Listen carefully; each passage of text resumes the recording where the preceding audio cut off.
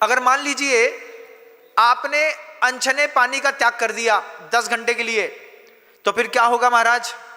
फिर बाहर का समोसा नहीं खा सकते, क्योंकि वो भी अनछने पानी से बना।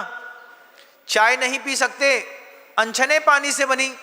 बिस्लरी का पानी नहीं पी सकते, अनछने पानी का है। टॉफी खाए तो वो भी अनछने पानी का है। अब हल्दीराम का भुजिया खाए, अनछने पानी का है। 10 घंटे के लिए अनछने पानी का त्याग, अनछने पानी से बनी हुई वस्तुओं का त्याग 10 घंटे के लिए करके देखो, आपको समझ में आएगा।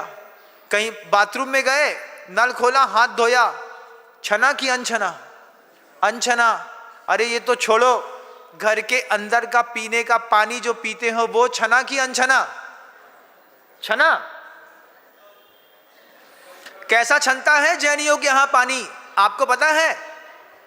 सुबह 7 बजे नल आते हैं तो महिला अपने आप को बड़ी धर्मात्मा समझते हुए पानी की एक बड़ी टंकी में हाथ डाल करके पहले पूरा कल का पानी फेंक देगी, फिर उसमें थोड़ा सा पाउडर डाल करके उसमें हाथ डाल के धो देगी, फिर नल के पानी में एक मोटा छन्ना पकड़ के ऐसा पूरा धोया, उल्टा किया, उसके बाद उसमें पानी भर दिया।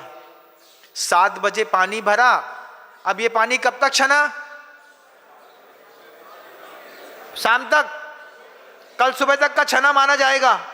बहुत बड़े धर्मात्मा हैं, ताली बजा दें आपके लिए। इसको छना कहते हैं।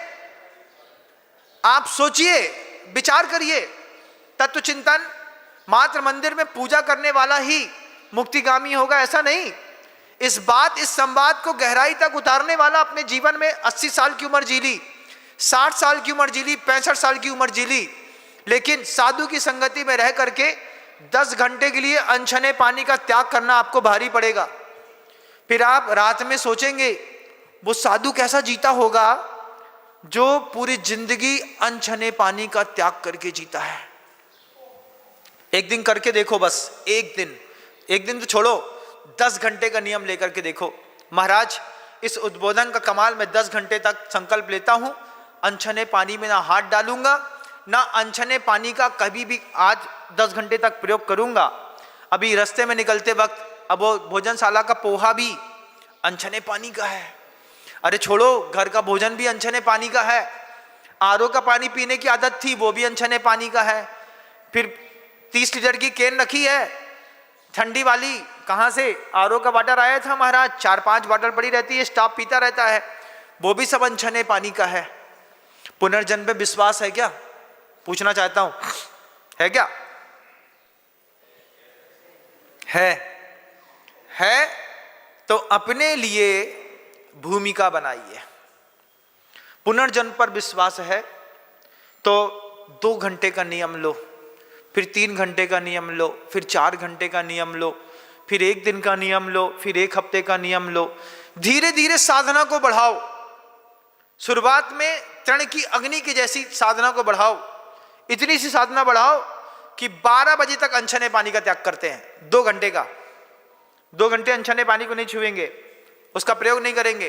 12 बजे तक हो जाए तो फिर संकल्प लो 2 बजे तक का 2 घंटे का और त्याग। एक दिन अपने अंतर मन को टटोलो, तो महसूस तो करो कि कितने नीचे गिर गए हैं हम बात करते हैं पुनर्जन्म की, लेकिन हमारी दया की जो भावना है वो अंदर से इतनी मरी है कि पानी में हम जीव देख ही नहीं पाते। जो लोग देख पाते हैं वे व्रती होते हैं। सुबह महिला अपना पानी छानेगी, छानते साथ ही उस गगरी को गैस पे चढ़ा देगी। प्रासुक हो जाने दो भैया, कितना अच्छा गर्म हो जाने दो, उसकी गर्माहट के ऊपर उसकी दिन भर की मर्यादा रहती है। उबाल दिया तो 24 घंटे की मर्यादा है, नहीं उबाला, अच्छा तेज गर्म कर दिया तो 10 घंटे की, 8 घंटे की, 6 घंटे की, 4 घंटे की, 2 घंटे की मर्यादा है। वे समझदार और जिनको पुनर्जन्म पर विश्वास होता है वे सचित्त पानी में हाथ नहीं लगाते। अनछना पानी अलग होता है। पानी छान लिया आपने, छानने के बाद भी वो सचित्त है, उसमें जीव की उत्पत्ति की संभावना है। उस सचित्त पे भी हाथ नहीं लगाने का संकल्प रखने वाले लोग ये जैन शासन के लोग माने जाते हैं। क्या सौंदर्य है, क्या सौंदर्य है। आप देखो ना, अभी आपकी धोती दुपट्टा है, मंदिर का धोती दुपट्टा, जो महानुभाव घर से पहन करके आते हैं वे भी, और जो मंदिर का पहनते हैं वे भी। मालिन बाई ने जो पानी छान करके आपकी धोती डाली थी, छने की कि अनछने की, बताओ मुझे। अनछने की। अब अनछने पानी के धोते हुए दुपट्टे से आप शुद्ध कैसे हो गए? नहीं हो सकते। घर के अंदर पानी छान करके उसमें अपने चड्डी बनियान धोती दुपट्टा डाल करके अच्छे से धो करके साफ निश्चित धो करके ऐसी डोरी पर जिसमें कबूतर की बीट ना पड़ी हो, चींटी ना चल रही हो, उसमें वस्त्र सुखाए हैं, व्यवस्थित सूखे हैं, फिर उसको व्यवस्थित तरीके से पहना है, हाथ में थाल पकड़ी है पूजन की, घर से चले।